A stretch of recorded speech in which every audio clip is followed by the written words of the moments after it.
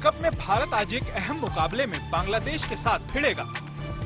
South Africa के खिलाफ आखिरी मैच हारने के बाद टीम इंडिया के लिए T20 वर्ल्ड कप में आखिरी 2 मुकाबले महत्वपूर्ण हो गए हैं। टीम को आज बांग्लादेश के खिलाफ खेलने के अलावा जिम्बाब्वे के खिलाफ भी खेलना है। बांग्लादेश के खिलाफ आज भारतीय समय के अनुसार 1:30 बजे एडिलेड में ये मैच खेला जाएगा। भारत अगर इस मैच को जीत जाता है तो उसके लिए सेमीफाइनल में पहुंचने की संभावना बढ़ जाएगी। लेकिन अगर टीम इंडिया इस मैच में हार जाती है तो बांग्लादेश सेमीफाइनल में पहुंचने की मजबूत दावेदारी पेश कर देगा। अभी भारतीय टीम 3 मैचों में 2 जीत और 1 हार के साथ 4 अंक लेकर ग्रुप 2 में दूसरे स्थान पर है। वहीं बांग्लादेश की टीम भी इतने ही मैचों से 4 अंक लेकर तीसरे स्थान पर है। लेकिन भारत बेहतर नेट रन रेट की वजह से अभी बांग्लादेश से आगे है। आईपीएल और घरेलू क्रिकेट में शानदार प्रदर्शन के बाद अब प्रयागराज के यश दलाल का नाम भारतीय क्रिकेट टीम के साथ जुड़ गया है। 31 अक्टूबर को बीसीसीआई की ओर से बांग्लादेश दौरे के लिए घोषित रोहित शर्मा की कप्तानी वाली भारतीय टीम में प्रयागराज के यश दलाल को भी जगह मिली है। यश दलाल के भारतीय टीम में शामिल होने की जानकारी मिलने के बाद से ही उनके घर में खुशी का माहौल है। प्रयागराज में मौजूद यश के घर में बधाई देने वालों का तांता लगा हुआ है, तो वहीं उनके माता पिता गर्व से फूले नहीं समा रहे। प्राउड फील होता है कि अब माँ बाप के लिए कि हमारा बेटा एक नेशनल टीम इंडिया में सिलेक्ट हुआ है। 2018 में उत्तर प्रदेश की अंडर 23 बोर्ड ट्रॉफी में यश का चयन हुआ था और उसके बाद से उन्होंने कभी पीछे मुड़कर नहीं देखा। विजय हजारे ट्रॉफी में यश ने 142 किलोमीटर की रफ्तार से गेंद फेंककर सबको चौंका दिया था।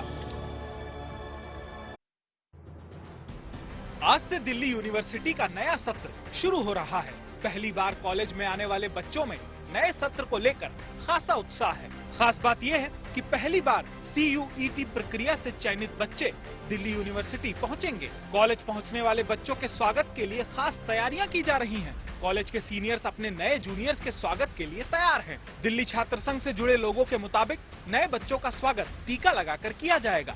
सत्र के पहले दिन को विश्वविद्यालय में उत्सव की तरह मनाने की कोशिश की जा रही है। कोई डर नहीं है, हमारा मेन यही मोटिव है। हम इसलिए काम कर रहे हैं कि जो हमें दिक्कत हुई थी, जो हमें प्रॉब्लम्स हुई थी जब हम फर्स्ट डे गए थे कॉलेज, जो हमें डर था वो आप लोगों को ना हो। और हम इसके लिए पूरी आपके लिए हम अनऑफिशियली ओरिएंटेशन भी ऑर्गेनाइज करेंगे। कॉलेज में दाखिला लेने वाले स्टूडेंट्स को रैगिंग का भय सताता है, लेकिन नए बच्चों के बीच इस डर को दूर करने के लिए बच्चों को चॉकलेट और मिठाई देकर उनका डर दूर करने की कोशिश की जाएगी। 30 अक्टूबर की शाम को जब से मोरबी में दर्दनाक हादसा हुआ, तब से प्रधानमंत्री इस हादसे की पल पल की रिपोर्ट अधिकारियों से ले रहे हैं। चाहे आला अधिकारियों के साथ बैठक करनी हो या फिर घायलों और पीड़ितों के परिवारों को सहायता देनी हो, उनकी ओर से हर संभव मदद की कोशिश की गई। खुद मोरबी के सिविल अस्पताल में पहुंचकर प्रधानमंत्री ने घायलों का हालचाल जाना। इतना ही नहीं, उन्होंने मोरबी के SP ऑफिस में इस घटना को लेकर एक अहम बैठक भी की। मोरबी में हुई घटना के बाद प्रधानमंत्री नरेंद्र मोदी ने आज खुद इस जगह पर आकर के जायजा लिया। ठीक इसी जगह प्रधानमंत्री खड़े थे। यहाँ पर बीजेपी के गुजरात अध्यक्ष CR पाटिल और मुख्यमंत्री भी यहाँ पर खड़े थे। साथ ही प्रधानमंत्री के ठीक इस तरफ हर्ष सांघवी, जो कि गुजरात के गृह राज्य मंत्री हैं, वो उनको बाकायदा जानकारी दे रहे थे। लेकिन दूसरी तरफ 36 घंटे बाद भी लापता लोगों की तलाश के लिए मच्छू नदी में सेना, NDRF, SDRF और गोताखोरों की टीम सर्च ऑपरेशन चला रही है, जो इस काम में आधुनिक मशीनों का इस्तेमाल भी कर रहे हैं, ताकि अगर नदी की गहराई में कोई शव फंसा हो तो उसे बाहर निकाला जा सके। जय जय राम, जय जय राम, जय जय राम। 14 कोसी परिक्रमा के लिए अयोध्या नगरी सज गई है। चाहे परिक्रमा पथ हो या श्रद्धालुओं के लिए विश्राम स्थल या फिर मेडिकल सुविधाओं का इंतजाम, सबको चुस्त दुरुस्त किया जा रहा है। खुद जिले के आला अधिकारी इन तैयारियों का जायजा लेने के लिए जमीन पर उतरे हैं, जो बारीकी से हर तैयारी को देख रहे हैं, ताकि 14 कोसी परिक्रमा में आने वाले श्रद्धालुओं को कोई परेशानी न हो। बीते 2 साल कोरोना के कारण 14 कोसी परिक्रमा की रौनक फीकी रही, मगर इस बार पाबंदियों की टेंशन नहीं है। लिहाजा इस बार 14 कोसी परिक्रमा के लिए अयोध्या में राम भक्तों के पहुंचने का सिलसिला शुरू हो गया है। और उम्मीद जताई जा रही है कि इस बार 15 लाख लोग इस पवित्र परिक्रमा में शामिल हो सकते हैं, जिनकी मेजबानी के लिए अयोध्या प्रशासन पूरी तरह से तैयार है। 1 नवंबर को रायपुर में राष्ट्रीय आदिवासी नृत्य महोत्सव 2022 की शुरुआत हो गई। मुख्यमंत्री भूपेश बघेल ने दीप जलाकर उत्सव का शुभारंभ किया।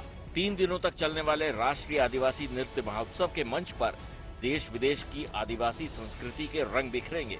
छत्तीसगढ़ सरकार के इस अनूठे आयोजन का ये 3रा साल है। हर साल इस आयोजन की लोकप्रियता देश विदेश में बढ़ती जा रही है।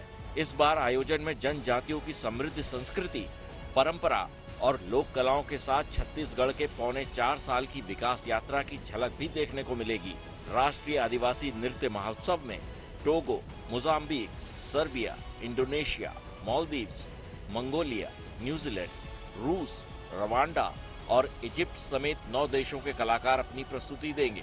कार्यक्रम में विदेशों के 100 कलाकारों समेत देश के विभिन्न राज्यों और केंद्र शासित प्रदेशों से 1500 जनजातीय कलाकार शामिल हो रहे हैं।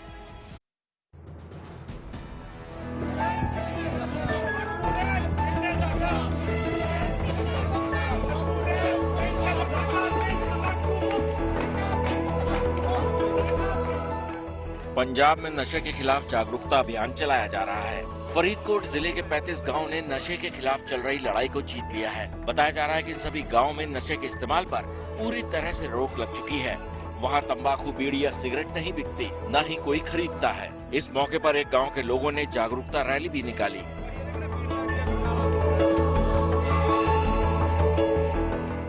गले में ढोलक टांगे गांव के लोगों ने गली गली जाकर नशे से होने वाले खतरों के बारे में लोगों को बताया। इस अभियान में बड़ी संख्या में स्कूल के बच्चे भी शामिल हुए। अपनी इस कामयाबी की बदौलत ये गांव एक मिसाल बन चुके हैं।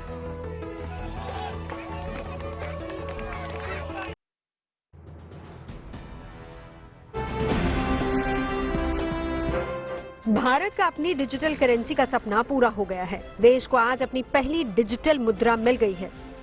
भारतीय रिजर्व बैंक ने डिजिटल रुपए का पायलट प्रोजेक्ट शुरू कर दिया है। आरबीआई की गाइडलाइंस के मुताबिक फिलहाल इसका इस्तेमाल सरकारी सिक्योरिटी के लेन देन में होगा, यानी अभी केवल थोक बाजार के लिए डिजिटल रुपए का इस्तेमाल किया जाएगा। डिजिटल करेंसी के सर्कुलेशन पर पूरी तरह से रिजर्व बैंक का नियंत्रण होगा। फिलहाल डिजिटल रुपया चुनिंदा यूजर्स के लिए ही लॉन्च होगा। पायलट प्रोजेक्ट में 9 बैंक गवर्नमेंट सिक्योरिटीज में लेन देन के लिए डिजिटल करेंसी का इस्तेमाल करेंगे। इन 9 बैंकों में state bank of India, bank of Baroda, union bank, HDFC bank, ICICI bank, Kotak Mahindra bank, IDFC first bank और HSBC बैंक शामिल हैं। डिजिटल करेंसी अभी पायलट प्रोजेक्ट के तौर पर शुरू की गई है, लेकिन इस प्रोजेक्ट को सफलता मिलती है तो इसे सभी लोगों के लिए पूरे देश में लॉन्च कर दिया जाएगा।